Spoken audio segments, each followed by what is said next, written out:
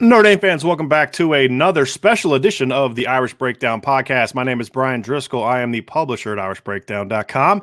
And we're going to talk about recruiting. And obviously, we're going to talk about the commitment of Darren Agu to Notre Dame. This is a big one for the Fighting Irish. And look, here's the deal. You guys know me well enough to know by now that recruiting rankings don't matter to me outside of they can create some good buzz. I care about the film. And listen to me. If you are someone obsessed with recruiting rankings, I understand you are not going to like the pickup of Darren Agu for Notre Dame. But if you are someone who likes talent and you like tools and you like upside like I do, and you are more impressed with film than recruiting rankings, this is your kind of guy. This is a big, big pickup for Notre Dame. And look, there's a reason Notre Dame and Alabama offered this kid back to back. This is a kid who's been playing football. I'm still trying to find out if it's 1 or 2 years. I've heard last year was his first year. I've heard last year was only his second year. This is a kid who grew up in England, he played soccer, and is not a guy that's been playing football his whole life, which would explain the recruiting rankings. But there's a reason that Notre Dame, despite the fact they were in very good shape with guys like DJ Wesolak and are recruiting plenty of other highly ranked defensive ends, saw this kid, offered this kid, and picked this kid up. This is an important commitment for Notre Dame because this is the kind of guy that if he pans out, again, there's a floor there that you have to worry about with a guy that hasn't played football for very long. But if he pans out, he's got a chance to be an impact player. And I said very similar things about Isaiah Foskey when Notre Dame signed him, and he wasn't a very highly ranked guy. This is a kid that, to me, has a chance to be very, very good. So we're going to talk a little bit about what he brings to the table and talk about his game, talk about how he fits, talk about what this does for the class, and talk about what's next. And, of course, we're going to answer your questions if you have any. So we're gonna get started on that now and get into it. So let's first begin by talking about what does this mean for Notre Dame? How does this impact the class from a number standpoint? So number one, Notre Dame needed 3 ends in this class. This gives them a third end, so they could stop recruiting ends in this class and move on. So I think that this is a situation where they're going to continue to recruit top ends.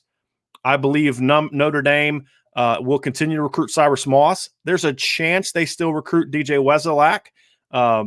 We kind of get into that here in a little bit, but this is a situation where you're now landing a third end. And when you look at what Aiden Gabera's done, how he's just blown up as a junior. Well, Notre Dame took him when he was a pretty relatively low-ranked 3-star. I guarantee you that doesn't last very long. So this gives you a third end. And here's the other thing. To me, he is a pure Viper. Now, I know he's big. He's 6'6", 230. And that's kind of that size where you maybe think that guy's a big end. But when you watch the film, and we're going to watch some film here in a little bit of Darren Agu, this is a kid that to me is a Viper. He plays tight end. He could be a Division I tight end. He's 6'6", 230. Yes, that's big. Incredibly long arms, great reach, pretty powerful hands for a younger guy that hasn't played football very long. His technique needs work. But this is a guy that you'll see him in space. He catches the ball well as a tight end. He covers. He covers a ton of ground. He's a guy that I think can be a guy that could line up against a tight end and run with them. He's got some Dalen Hayes to his game. So he, to me, is a pure Viper. None of the other ends that they were on, other than Cyrus Moss, to me, are pure Vipers. Aiden Gabera is sort of a hybrid guy. He can play both. Big end, maybe he can play Viper, but as a Viper, Aiden Gabera is more of a Julian Okwara type of Viper. He's not going to drop into coverage a ton. And Julian Okwara, he had to pick against Michigan in 2018, but he rarely dropped into coverage. That's not his game.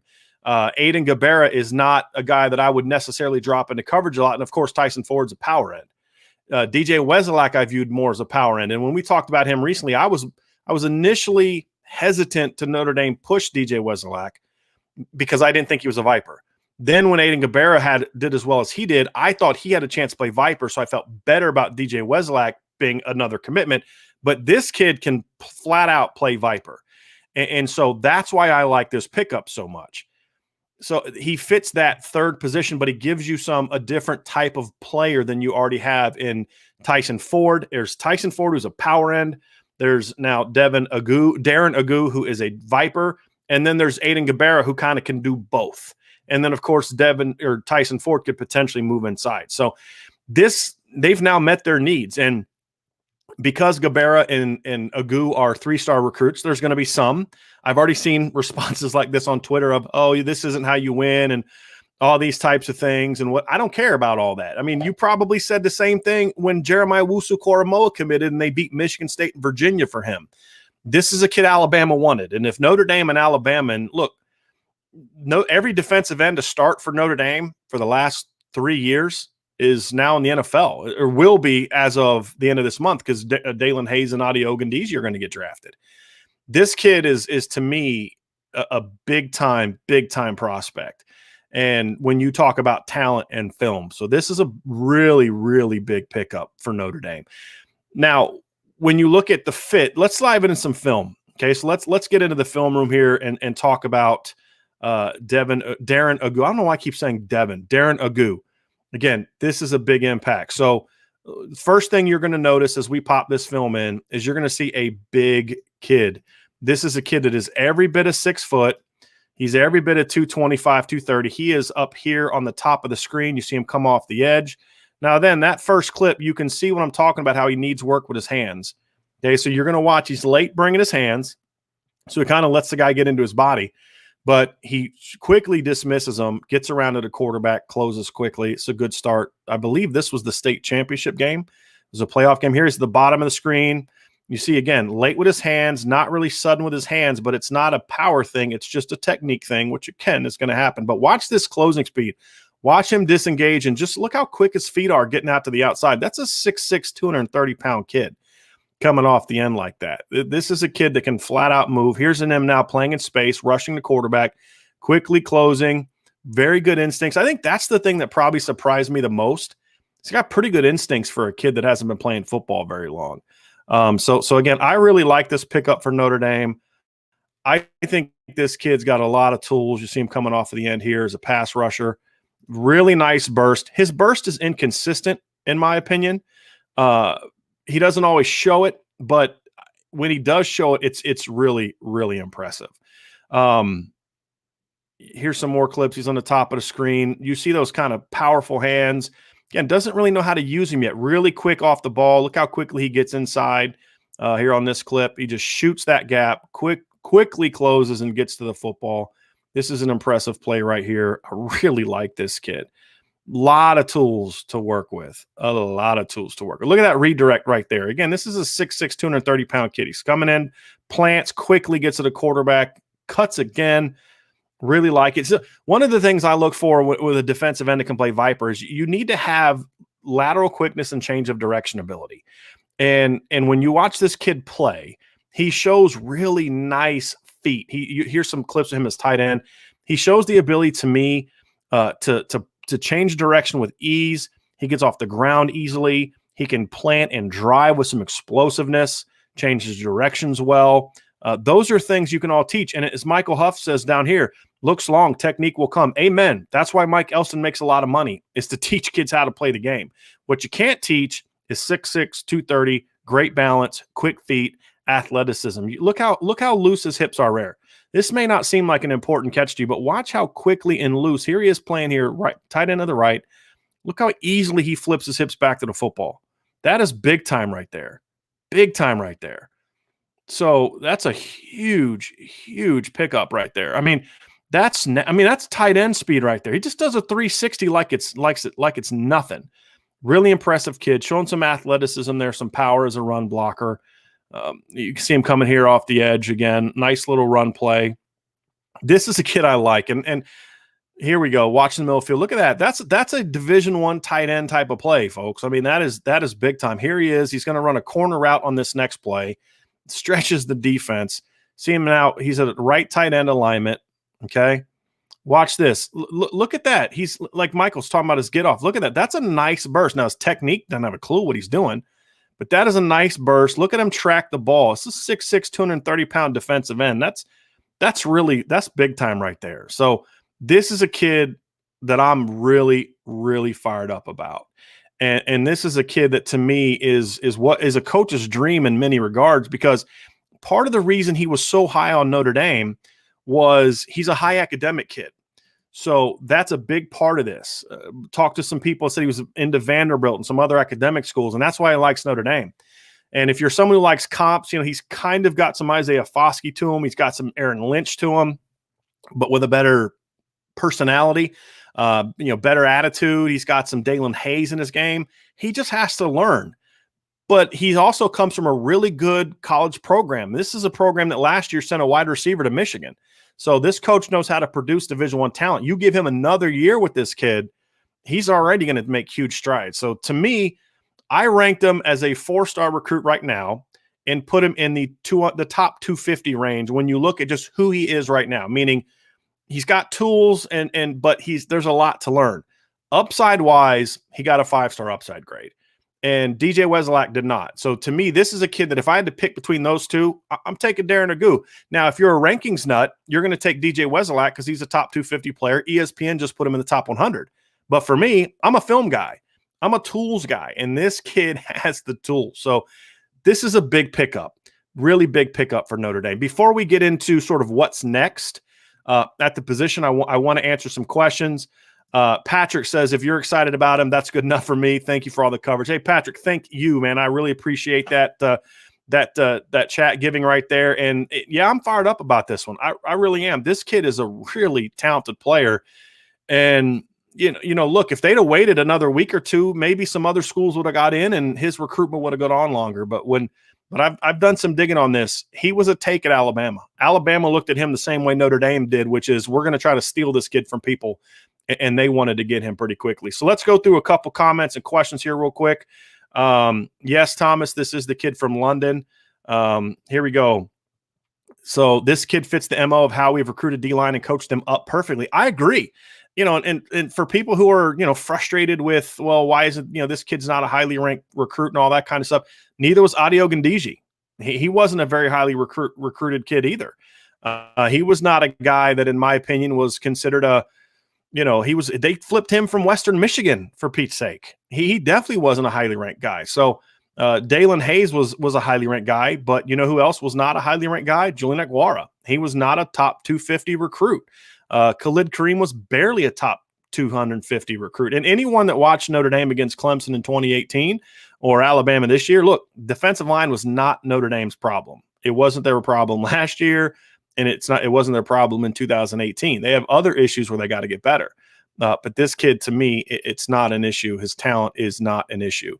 Let's see here. Got some more. This is a good one. Searcher Green. Someone call Stace and make sure he knows Agu is a DN. Great response. Trust me, he knows. He knows. They're from the same state. I'm sure that Notre Dame has been on him. And let him know that. I think he's a guy that Notre Dame is in real good shape with as well. And again, it continues the trend of recruiting well in the state of Georgia. And I know this kid's not from Georgia, but the fact is he plays in Georgia, and that's important to me.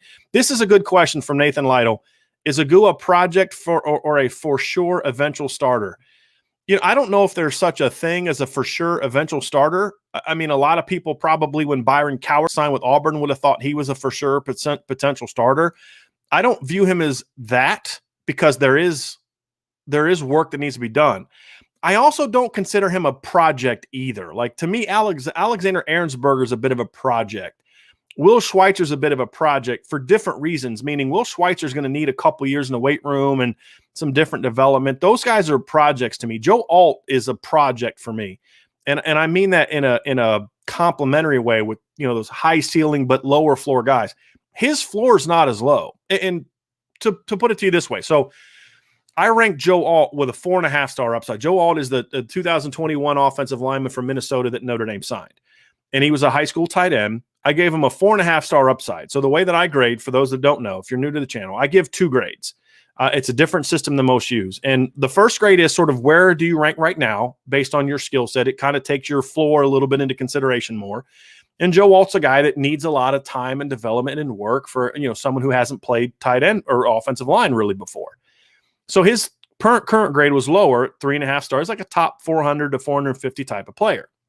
But the upside of 4.5 star, essentially, that's a top 50 grade. So a 4.5 star to me is a guy that's going to rank somewhere from that 30 to 50 range. And the reason for that is there's you need to be able to differentiate between a 4-star that ranks number 50 and a 4-star that ranks number 250. Well, if you look at Rivals, for example, and this isn't a knock on them, but it's just, if a guy ranks as the 35th best player in the country, he's going to be a 4-star, right? But so's the guy that ranks number 235 in the country. So it's harder to tell. This to me helps separate it a little bit and show that, hey, this is an elite player. He's not a 5-star, but he's also not a top 250 guy. And that's the upside grade. Well, with this kid, I gave him a 5-star upside grade, which means he's got elite tools, but I still graded him as a top 250 player for what he is right now. Even for just what he is right now, he is a top 250 player to me. Those guys to me aren't projects. So to answer your question, Nathan, because I think it is a good question, there's a lot of rawness, but his rawness is more from a technique standpoint. He's got a whole nother year of high school football and good coaching. From what I know about his high school head coach and the staff, he's going to get coached up. This is a good program. So that's going to be there. But then you've got summer camp, and then you've got fall camp, and then you've got his freshman year. He's the kind of kid that could be ready to play in sort of a Isaiah Foskey role as a freshman. Played the 4 games, didn't play a ton, and then by his redshirt freshman year, he was in the rotation, and now as a redshirt sophomore, he's going to start. I view Darren Agu as a similar type of player. So to me, that doesn't quantify as a project. So I hope that kind of answers your question. That's how I see him. I don't view him necessarily as either one of those things. He's not a day one starter, and he's also not a guy that I would view as a project. So, but again, very, very good question. Michael, I like this pickup. Kid has a ton of upside. I agree with you. Matt Romero says Indy is going to be very fast and along the D line, and that's what Mike Elson wants. He wants length and he wants athleticism, and that's what he brings, and that's what Aiden Gabera brings. Who cares about stars? For me, it's all about the upside, and the kid has an abundance. I agree. Let's see here. This is a good one. So I'm going to see the Facebook page, see who this one is. I'm trying to see. I can't see who that is. I don't know who it says Facebook user. Sorry about that. Tried to see who that was. Don't know who that was. But anyway, this is a Facebook comment.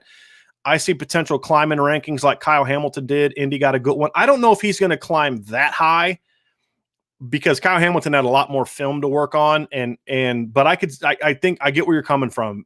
And I could see that because number one, he's already gone to one camp where he was evaluated and apparently did really well. I wasn't there. I just reports. I think 247 I had a report on him about how good he looked at the camp. I didn't see the camp. I just saw a few clips of it. But he's also in an area where he's going to play good enough competition. They're going to play Providence Day. It's where Osita Ekwonu from. His brother was from there, who's a starter in the ACC. There was a top defensive end from that area. There was a Porter Rooks, who was a receiver that went to they had 2 DNs that actually went D1 recently. One went to North Carolina. I can't remember where the other one went. Porter Rooks went to NC State. He was a 4-star recruit from that high school. So he plays against really good competition. So if he continues to do what I think he's going to do and continues to growing, I think he could jump. I don't think he's going to jump all the way up to a 5-star like Kyle Hamilton did, but I do think he is going to be there. And here's a good question. Notre Dame 2164. Why is he a 3-year starter or 3-star? He's a 3-star just because people don't know about him. Look, these rankings are coming out so soon now that they're making Rivals and 247 have already done rankings for sophomores. And a lot of those kids didn't even play as sophomores because their state didn't have football. So they're doing these rankings so early. If you'd have done film of him, if you'd have done a ranking of that sophomore class when he was there, he wasn't, I don't think there was film of him. I have yet to be able to find film of him as a sophomore. And I've had a couple people tell me he did play as a sophomore. Other people have told me this is his first year of football. I don't know the specific answer to that, but all I can tell you is I have no sophomore film of him. So I could find no sophomore film of him. So that in their defense, in the defense of the recruiting analysts, there was not a lot of film to watch of this kid. He just kind of came on recently. A lot of college coaches just now. I can't get mad at Rivals or 247 for not knowing about this kid when Notre Dame and Alabama didn't know about this kid till April. So I think he's a late bloomer, but also a guy that just got out there. And then also think about this, without as many camps, without coaches being able to get on the road and go recruit, without being able to get out and go scout, without having kids come on your camp, these kids are sometimes gonna fall through the cracks a little bit soon, a little bit early, and then eventually you figure it out. And this is why it's so important to have a great back office led by Bill Reese, because they can find these guys and recruit these guys. Here we go. Garth Cassidy. Brian, did you hear Alt's father say Joe is 6'7" and over 300 pounds? I'd heard that. If that's true, that's great. I am a little nervous about that, to be completely honest with you. I'm nervous because I don't want to see him put on too much weight too quickly. And appreciate the super chat, man. I really appreciate that very much, Garth. But that's a bit of a concern for me. So I'm going to want to see him move when he gets here this summer and into fall camp, because I love his upside. I really do. I would take a Joe Alt type of kid every year at Notre Dame. And look, here's the thing that makes me feel a little bit better than I would otherwise, Garth. That is, his dad did play an offensive line in college. He played at Iowa. He was another tight end that went to Iowa and became an offensive lineman. So I would imagine he has a better understanding than your average father of good weight versus bad weight. So I'm going to give his dad the benefit of the doubt there and say that he probably has an idea that his son is putting on good weight. And I hope that's true, because I don't want to see Joe lose his foot quickness. I don't want to see him lose his athleticism. If he can play at 300 pounds and keep the athleticism he showed on film, that's where that 4.5-star upside comes from. And I'm really excited about what he can do. But he is a project. I think he is a guy that will need some time. All right, KMA Preston, does this mean we are out on DJ Wesolak? So we'll get into this a little bit more overall big picture, but let's address the DJ Wesolak situation now. My understanding is that this does not mean that Notre Dame is going to stop recruiting DJ Wesolak. There is some uncertainty about whether or not he would be a guy they would take right now. And I'm still trying to find the answer to that. I'm not sure he would be. I think they have to figure out some other things first before they make that move. And I think the fact that he's not in any hurry to commit, it would seem, would only slow that down, or it would enable Notre Dame to slow it down, but still stay on him until they make their final decision. So this was a decision where, from everything I've heard and my own opinion, this was not a situation of they took this kid because they were worried about getting DJ Wesolak. This is a kid they took because they watched the film. They evaluated him as a person. They looked at the grades. They did the background checks. And this is a kid that they said, this kid's just too good not to take. The ceiling is too high. And anyone that's followed Notre Dame recruiting the last 4 or 5 years knows this is the kind of kid Mike Elston loves. It's, not necessarily from a ranking standpoint, but just long, athletic, all that kind of, those are what you want. Paul Tutko, he was recruited by Saban same day as Notre Dame offered. So it's a pretty awesome. We got him. Absolutely agree. Alabama wanted him. KMA says, excited about this one. Elston has proven track record with development, and this kid isn't your typical 3-star. He hasn't played 11-on-11 football for that long and had an impressive offer sheet. Agree with you. I think you're on it. So to quote you, does he move the needle? To me, he is a gap closer. Yes, he is a gap closer, Dylan. Not so much from a ranking standpoint, obviously, but if he is what I think he can be, and again, I could be wrong on this, but if he is what I think he could be, 6'6", he's got the body to add at least 15, 20 pounds of good muscle. If you see pictures of him, he's not a super defined kid yet. There's a lot of room for him to reshape the body, get to 250 plus, and be more explosive athletically. If he hasn't been playing football that long, that means he hasn't been in football workouts that long. And football workouts are different than soccer workouts. One is about quickness and agility and endurance. The other one is about power and explosiveness. So that's another reason I get excited about this kid, because I'm like, if the longer he's in a weight room designed towards building that power and explosiveness, the more powerful and explosive he's going to get. So that's what I love about the ceiling. And if he is just close to the player that I think he could be, he's a difference maker. He's a 10+ sack guy. Will he get there? I don't know. But he certainly has a chance to be there. And when you compare him to a guy like Ishaq Williams, remember Ishaq was a 5-star player. Ishaq was a very explosive guy off the edge, but Ishaq was not a real elusive guy. He didn't have that lateral quickness, that agility that you see from this kid. And so that's why I say this kid, to me, has an incredibly high ceiling. Michael says, coaches coach, they can coach him up from scratch. Elston must be in heaven. They're pretty fired up about it, I would imagine. Here we go. KMA asks, do you think Gabera and Agu could end up as 4 stars? Well, they're already 4 stars for me. I'm not involved in the recruiting process, the recruiting rankings process at 247 and Rivals.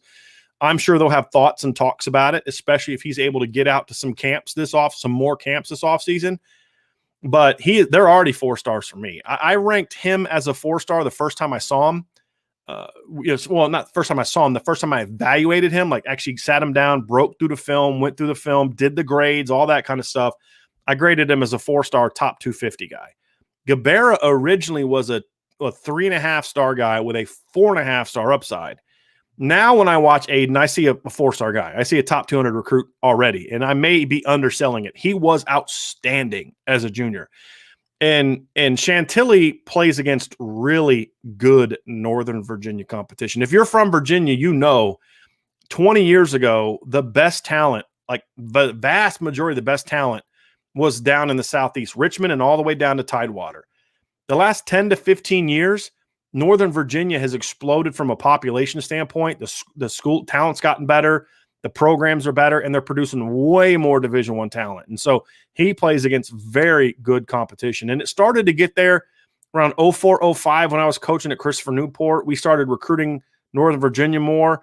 I was the recruiting coordinator on the staff, and I had our best recruiter go there, Justin Lustig, who's now the special teams coach at Vanderbilt. Clark Lee just hired him. So, hey, we sent him up there because he was our best recruiter. And because we saw the talent was coming, and it's exploded in the last decade. All right. Thank you, Frank. I appreciate your trust. I think you should be happy. I think this is a big pickup for Notre Dame. Michael Huff, you think maybe another inside guy? I think they definitely want at least one more inside guy. Anthony Lucas is clearly the top guy. Larry, welcome from Texas. This is definitely great news for Notre Dame. Thomas, there's a lot of good D-line coaches. I think Larry Johnson's been great at that. He's developed some under the radar kids, especially when he's at Penn State. He recruits big time kids now and turns them out. I'd have to go through it. There's some really good programs that do a great job of evaluating defensive linemen. But I think what Mike Elson has done the last 3-4 years at Notre Dame has really elevated his reputation. I mean, the proof is in the pudding, right?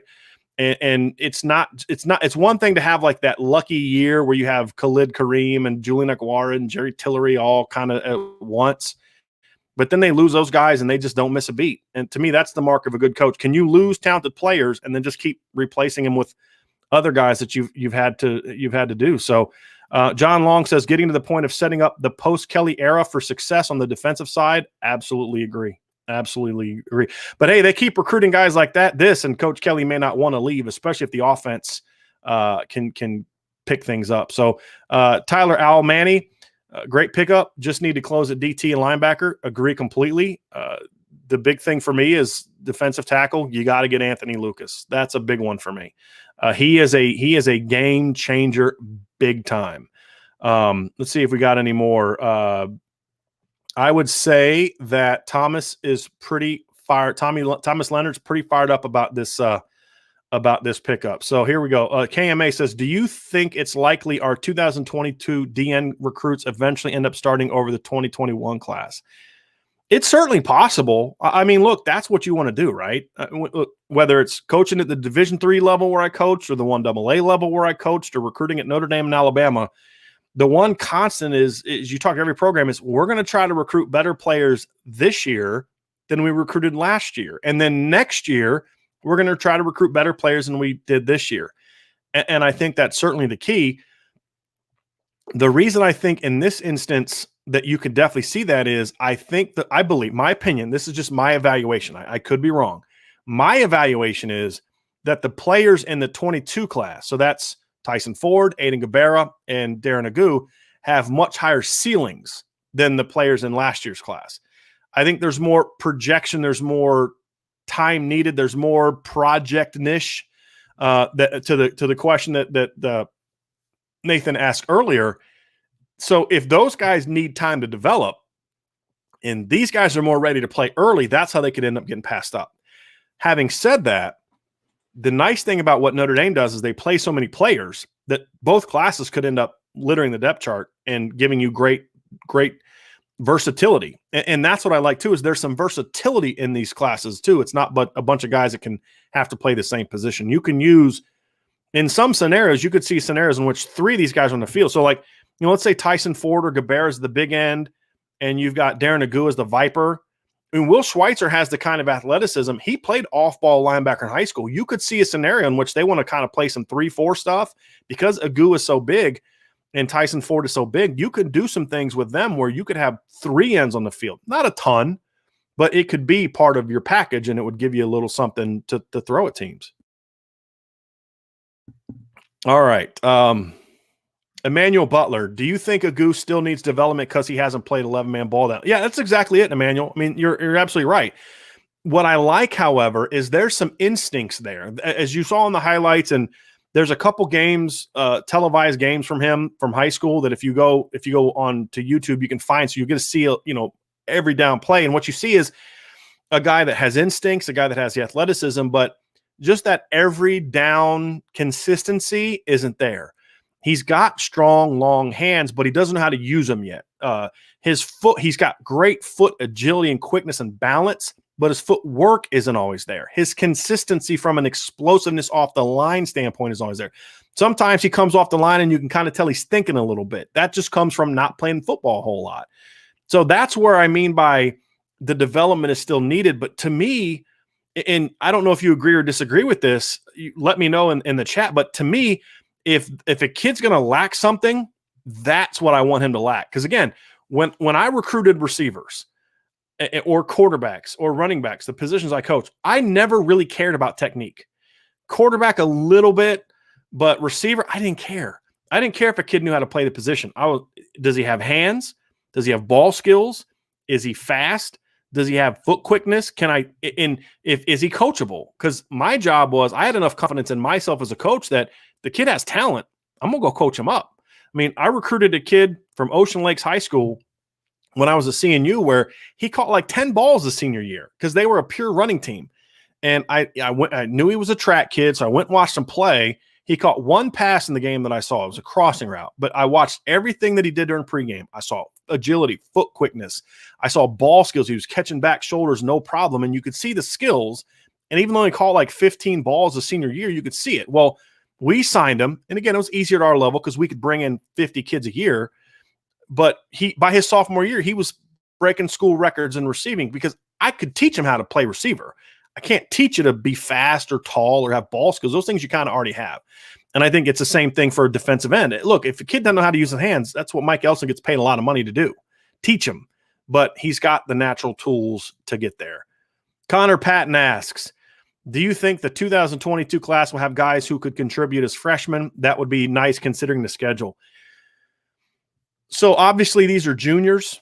We have to see what they do as seniors, but assuming that guys continue on their normal trajectory of not big jumps, but just normal junior to senior year trajectory, yes, I do think there are guys that can contribute as freshmen. I think Tyson Ford is a player that could play as a freshman. He's already 6'5". He says he's 6'6", 260. I buy the 260, the 6'6", I got to see. He sounds like he's grown a little bit. I think with what Aiden Gabera showed me, if he makes continued growth as a senior, he'll be a guy that could be hard to keep off the field. And I think Darren Agu is a guy that, as I said, could maybe have an Isaiah Foskey type of role as a freshman where, he plays a few games, maybe he gets in on some special teams, and then by his redshirt freshman year, he's able to play.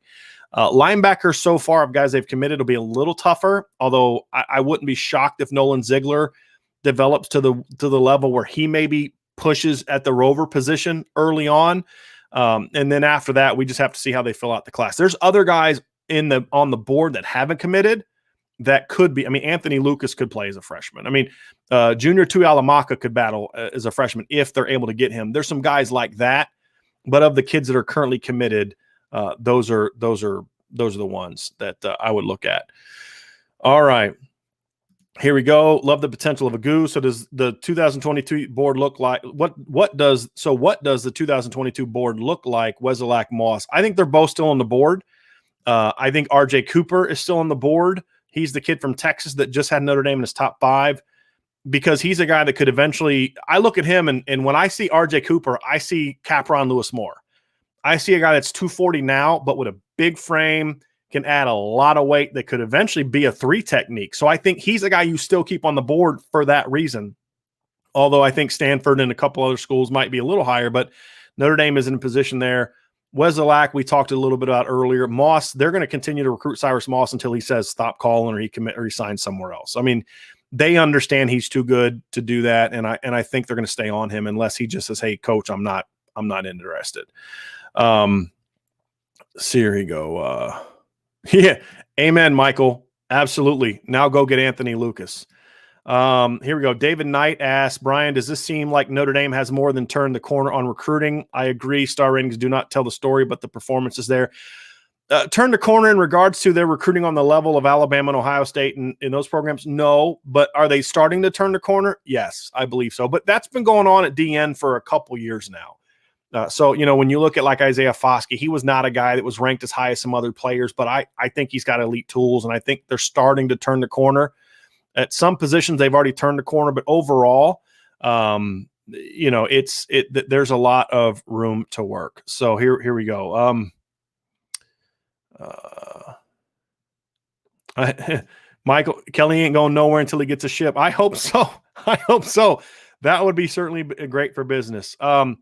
Sean Longacre, who do you think commits next to Notre Dame? I would guess a tight end or an offensive lineman would be my guess for who the next guys are.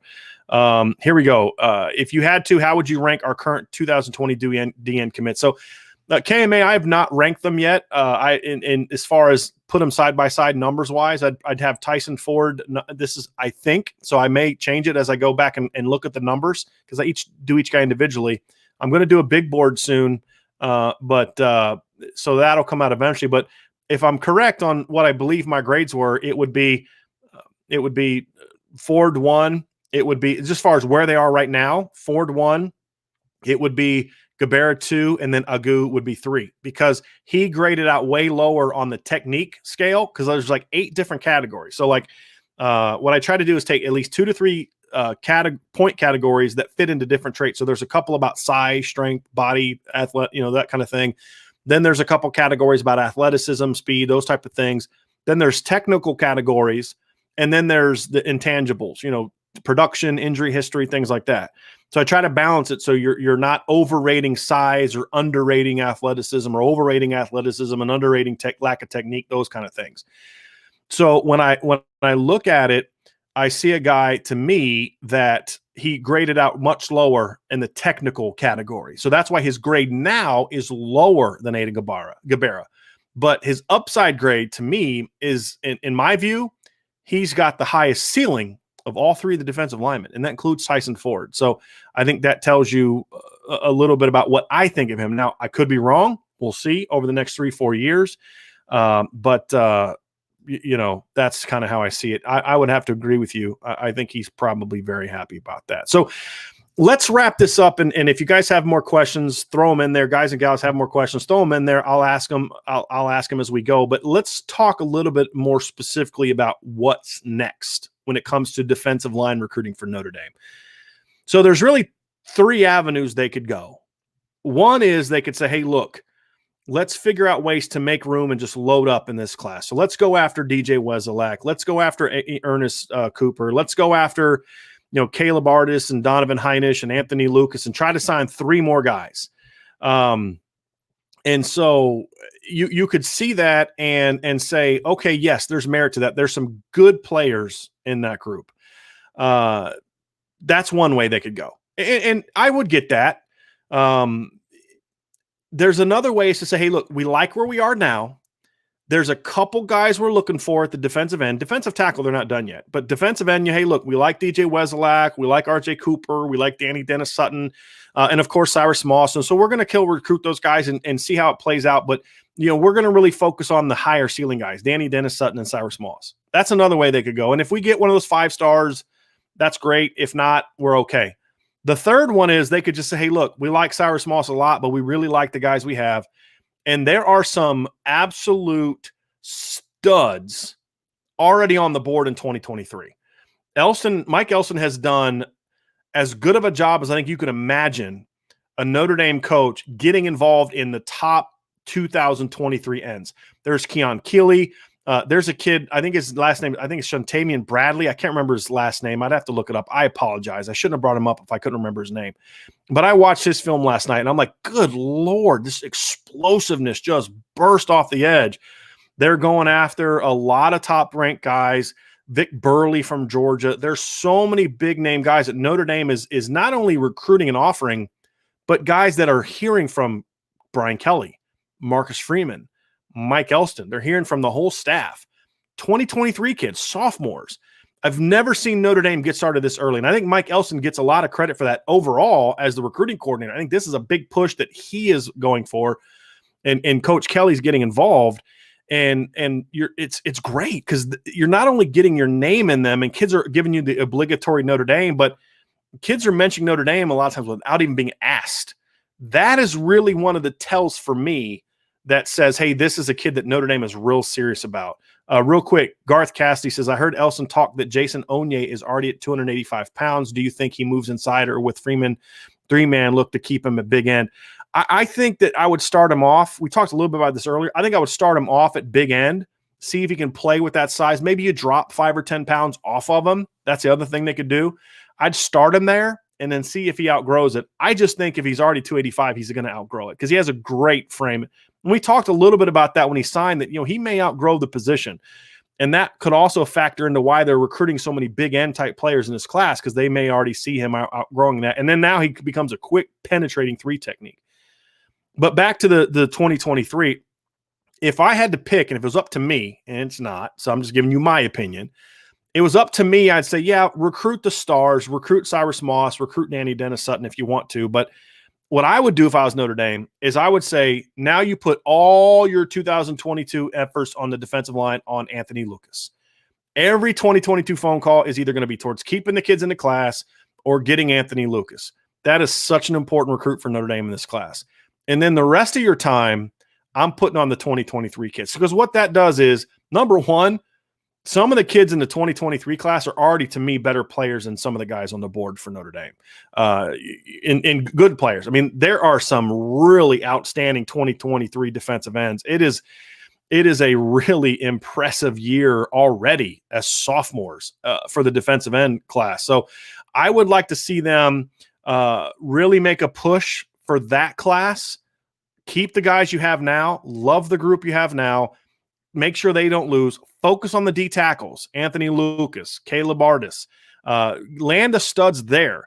And then if Cyrus Moss is still interested, that's great. But I'm focusing on Lucas at tackle and then the 2023 kids. And what that also does is it kind of balances your classes out a little bit more, where you're not in situations where you sign like 5 ends or 4 ends in one class and then you only get like 1 or 2 the next year. You start getting in this healthy rotation of 3, 3, 3, and then every year 4 because, maybe a guy or 2 leaves early or transfers. But you get that really healthy number of 3, and then occasionally, if you get 2 high talent guys, you only bring in 2, and then use that somewhere else. And so that's why I really like the idea of focus on next year's class. I don't think I would have felt that way if they would have got DJ Wesolak. I like DJ Wesolak. He's a top 250 player, but the ceiling isn't there. The reason I say that now is because I see Agu and I see Tyson Ford and I see 5-star upside. I see Aiden Gabera, who, if he can do as a senior what he did as a junior, I may jump his upside up to that. But I'm not there yet. I'm trying to be reserved. It may not sound like it because I've given 2 of those guys 5 stars, but I try to be reserved about giving up that kind of upside. So to me, that's what I would do. That's where my focus would be on that. Let's see. We've got a couple more questions. Co Cronin. It's a good Friday when you get to listen to Brian talk about a commitment. Love listening to Brian. I could listen to the topic of recruiting forever. I appreciate that very, very much. I like talking recruiting, especially when it's things I'm excited about. When Notre Dame's doing good things on the recruiting trail, that gets me fired up. Here we go. Thomas Leonard. How do these DNs commit stack up to the big threes DN class? I haven't looked at them yet. I know Alabama hasn't recruited a lot of guys. I can just historically, I'll answer this historically. To me, this is the kind of DN class that those schools are getting. Now, not from a ranking standpoint, right? They're not highly ranked guys. I'm just talking tools and talent. This is the kind of group that I look at and say, if Ford, Gabera, and Agu develop the way I think they can over the next year, it's going to be clearly the second best defensive end class Notre Dame has signed and could be in contention. And this is way off. This is a long way away. But the best DN class Notre Dame has signed is easily the 2011 class. Stephon Tuitt, Ishaq Williams, and Aaron Lynch. And those were legitimate 3 5-star players. Tuitt was a beast. We all know Aaron Lynch would have been a monster if he'd have kept his head on straight, right? We all get that, right? And so this class has a chance to be the second best that they've landed. I think it's already on its way. If they just have normal progression, I think it will be there. And when you consider that they had the class with Aguara, Kareem, and Hayes, and Ogundeji in the class, they've had some other really good defensive end classes.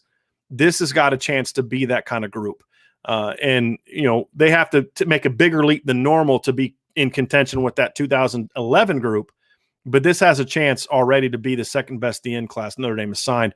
The difference, however, with some of the reason I like comparing it to that 2011 group, even if they don't get to that level, the thing I loved about that group is it was a huge, huge group of ends. And when I'm talking size-wise, I mean, Aaron Lynch was 6'5", 6'6". Stephon Tuitt was 6'5", 6'6". Ishaq was 6'5". Great length, athleticism. I love length, especially defensive end. And Notre Dame has gotten a lot of really good guys that were either undersized. Julian Aguar had the length, but not the body. Dalen Hayes had the body, but not the same kind of length that Julian Aguar and Khalid Kareem had. These guys are long, very tall, long, powerful, all those kind of things. And that's what I like about this, and that's why I think the upside is so high. Here we go. Michael Huff. You think Kelly will get to the consistent top 10 classes? I say he's on his way with these last 2 classes. Last year's class was a top 10 class, no brainer. This class we got to see.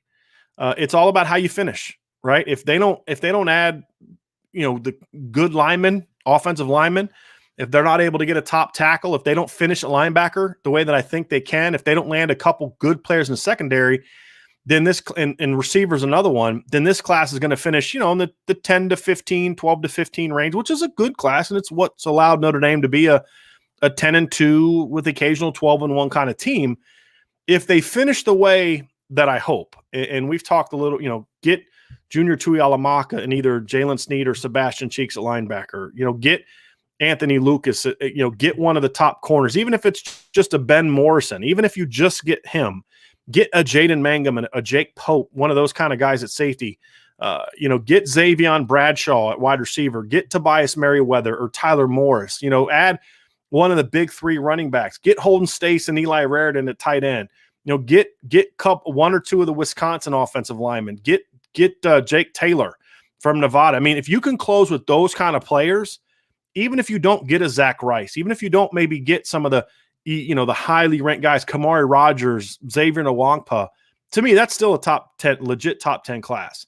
If you're able to close. Now, that's going to be the key, right? The staff has put themselves in great position where all the dudes are on the board that if you can close at a high rate, you got a chance to be a borderline top 5 class. But there's a lot of closing that needs to get done before we can get there. It's exciting what they've done defensively, adding Josh Burnham, adding obviously adding Agu. You've added Tyson Ford since Marcus Freeman got here. You've added Aiden Gabera since Marcus Freeman got here. Jaden Mickey. So they've definitely taken some steps towards that, and so now the foundation is laid for that. But there's still work to be done, for sure. I'm feeling much better about that now than I was, I would say maybe a couple years ago, and even maybe a couple months ago. But I like where they're going. All right. What do you think the balance should be between targeting blue chip guys and targeting project players? So before I answer that, KMA, could you respond to me with an answer to a question that I have for you? When you talk about blue chip versus project, are you talking about I know we're not talking recruiting ranks, but are you talking about guys that are like maybe need 3, 4, 2, 3, 4 years? Are you talking about like Joe Alt type projects? Or are you talking about like Darren Agu? Because I don't count him as a project. So if you could just kind of follow up with me on that, what you determine as just your terms, what do you consider blue chip? What do you consider a project player? Because that's going to kind of help me answer that question a little bit. John Climax says, I love their recruiting approach. They're going after and staying after studs. Now get some big old gap closers at D tackle and DBs. I love it. I love the phrase there. You were listening earlier. So John, I think you hit on something, right? They're going after and staying after studs. One of the criticisms that I've had of Notre Dame in recent seasons, especially defensively, was they would go after some, offer some guys early, but then when they were fourth or fifth and Clemson or Ohio State or Alabama was on a kid, they'd kind of say, well, we're not going to get that kid. And they would kind of bow out. Now, offensively, we saw them fight a little bit more when Chip Long was here. Now they're kind of getting back to that a little bit, but defensively, it's one of those things where they just weren't willing to get in on and stay on, because I think you said it correctly. They've always offered these kids, but it's the going after and then staying after those guys. That's different under Marcus Freeman because of the collective of the staff. It's not just Marcus Freeman, but it's Marcus Freeman, it's Mike Mickens, it's Mike Elston. I think that, and now that Mike Elston has a Marcus Freeman behind him to help, I think that gives him more confidence that, hey, I've gotten really far. This is what great recruiters do, is they'll understand, hey, I've gotten us as far as I can go with this kid. To really get us from second or third to getting him, I need another voice. That needs to be the head coach. That needs to be a defensive coordinator, offensive coordinator, whatever side of the position. So in Mike Elston's case, it's having that guy in your back pocket, like a Marcus Freeman and a Brian Kelly, to say, hey, I'm going to go and help close. He has that now, which is why they got Tyson Ford. Because remember, the day before Marcus Freeman was hired, Tyson Ford was considered a lock to Oklahoma, and Aiden Gabbera was considered a lock to Penn State. Mike Elston had done a great job getting Notre Dame in that top 2-3 with both kids. But you need help. And you rarely can get in a top player when it's just you. So then Marcus Freeman comes and he helps push him over the edge. And that's what you want and need to get those guys. So John, absolutely. I love what they're doing. The foundation is there, but there's just a couple of, like we said, those gap closers that they need at D tackle and corner. But the great news is they're on the board. They're in the top 5 or 6 for these guys. Now it's about closing the deal. All right. So KMA responded. Here we go. Project as in, yeah, guys like Alt or some of our 2021 DNs. Okay. Blue chip to me would be guys like Tyson Ford, but I guess you could also include guys that yeah. Okay. So to me, projects need to be limited. So when I said earlier about Joe Alt, for example, Joe Alt to me is a project. I would take a Joe Alt every year. Every single year, if you're going to take at least 4 offensive linemen, give me a Joe Alt every year. Because in a 4-year span, you really only need like one of them to pan out, really. What I don't want to see them do, and this was a little bit of my issue with last year's offensive line class, for example, is they took too many low floor guys or low ceiling guys or high floor guys. There was that weird combination. So you had the blue chippers, Rocco and Blake Fisher, but then there was way too many projects, I guess is the way to say it. And you kind of hope, you hope Pat Coogan's better than maybe I think he is, or you hope that Joe Alt pans out. And that's too many risks. And I think that's the balance you have to weigh as a recruiting staff is if the project guys, even the project guys with really high ceilings, like a Joe Alt, like we talked about last year, like a Jason Onye, like a Will Schweitzer, but they've got a lot lower floors because they have lower floors than Darren Agu. That's why I don't count Darren Agu as a project. Those guys are going to have a worse hit rate. It's kind of the difference between traditional 5 stars or top 100 players and traditional 3 stars. Yes, some of the 3 stars are going to pan out, but they're going to pan out at a lower rate. And again, I'm talking about a true 3-star, not a guy that they missed on, but a true 3-star. Those guys are going to hit at a lower rate, whereas the blue chippers, how you and I define it, are going to hit usually at a higher rate of maybe not, they're not studs, but they're at least going to play. They're at least going to be solid. Like Tyson Ford, for example. I view him as the floor of just a good, solid football player. He may just be a good, solid, 2-year starter that's a 3-year rotation guy, a maybe a defensive end version of Myron Tungavaloa-Mosa, right? And there's nothing wrong with that.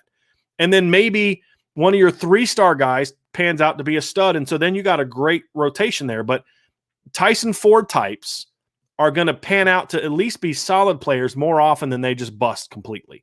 It'll happen, but it's less it doesn't happen as much about Notre Dame. At Notre Dame, those guys tend to be at least good players.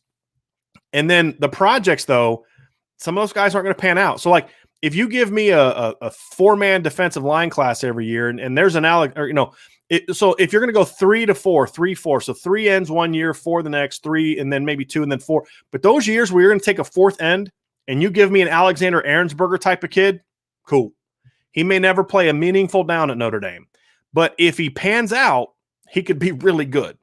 So I think you have to be limited with that. I think in the position groups where you take bigger numbers every year, I'll take 1 a year. O-line, take 1 a year. If you give me a high ceiling defensive lineman every year, I can live with that. Some years it's a tackle, some years it's an end. The way that Notre Dame recruits corner, if you're recruiting 3 corners 1 year and one of them's a high upside project, go for it. I'm good with that. I don't want to see that happening a ton at receiver because I don't think it's needed at receiver. I don't want to see that happening a ton at running back because I just think those guys tend to hit at a lower rate. So that's where I would focus more on the blue chipper types, and where I would be more willing to take projects are with the big guys, the linemen. George Fitzpatrick's a great example. To me, he's a project because he's 255 pounds, but he's got a tremendously high ceiling. And so he may not be able to get up to 300 pounds and carry all that weight. So that's, to me, a project guy that I would say take a guy like that every year. And Joe Walt's another example. So I hope that answers your question, KMA. That's, to me, how I would balance it. Michael Huff says Freeman is going to change how these guys go after and stay after talent. He's going to get top tier guys. True, but it's not just him, right? If it's just him and it's not Mike Elson putting in work and Mike Mickett's putting in work and Chris O'Leary putting in work, he's not doing it by himself. But I think having him on top has certainly helped. Certainly helped quite a bit. So here we got any other questions? John says, I hear a lot of good things about Nick Lazinski too on the recruiting front. Absolutely. He's going to be a full-time coach here, in my opinion, at some Power 5 school very, very soon, I would think. Michael Huff, I think the difference between Freeman and other coaches here is belief. Freeman believes he can get top guys. I'm not sure other coaches had that belief. I think there's a lot to that, Michael. Chip Long was like that. Chip Long was like Marcus Freeman. He's like, I don't care. Remember, so when they got Chris Tyree, they beat Oklahoma and Alabama. Notre Dame doesn't battle those schools for kids much less beat those schools. Jordan Johnson's another one. He was willing to go after top kids, and he didn't care who was recruiting you. Mike Elko had that in him. Clark Lee, I don't think, was that way. He was like, it's just development and all this other kind of stuff. So, and the guys that have been here a long time, and I think that's what's kind of energized Mike Elston, because he now has a coordinator that, as good of a coach as Clark Lee was, he wasn't a great recruiter. He wasn't going to walk into a living room and just convince a kid to come to Notre Dame that was going to look at Alabama and Oklahoma or Texas or Ohio State. Marcus Freeman's that kind of guy, and that can energize the whole staff. And I think we're seeing that a little bit. All right.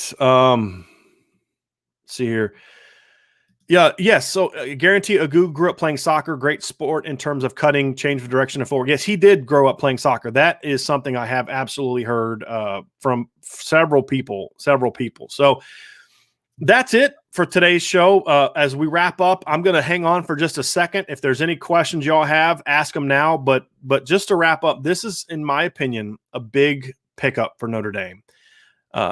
I don't care about star rankings. I care about talent. I care about tools. This is a gap closing potential pickup. Now, this isn't the same time kind of gap closing pickup as Anthony Lucas would be or Kamari Rogers would be, because there is some work to be done. But from an upside standpoint, if he taps into what he does, then absolutely this is the kind of kid that closes the gap. And that's going to get you excited because you can't teach what he can do and what he can bring to the table. So it's a very, very exciting pickup for Notre Dame, very exciting opportunity for Notre Dame for what we talked about. Now you can start making some decisions about focusing on a smaller group of 2022 defensive linemen, or focus on a really small group of defensive linemen. It consists of like Anthony Lucas, and then focusing on 2023. So Mike Elson and Marcus Freeman, really, if you think, he got hired in January. We're here at April 9th. And already we're talking about 3 defensive ends that have 4.5 to 5-star upside in a span of 4 months, like less than 4 months, is really impressive. And it's got to get, I would hope it gets Notre Dame fans excited. If you're a stargazer, you're probably not fired up about this class, but if you're someone who likes talent and likes looking at film, you're going to be very excited about this. Here we go. Last question here. Ben asks, who will commit next? Ben, I am not going to say who. First of all, I don't know who the next one's going to be from a timing standpoint, but I think I could see Notre Dame closing this month on a tight end or two or an offensive lineman or two. I think those are the next positions I'm going to look at as potential guys that could pop here next.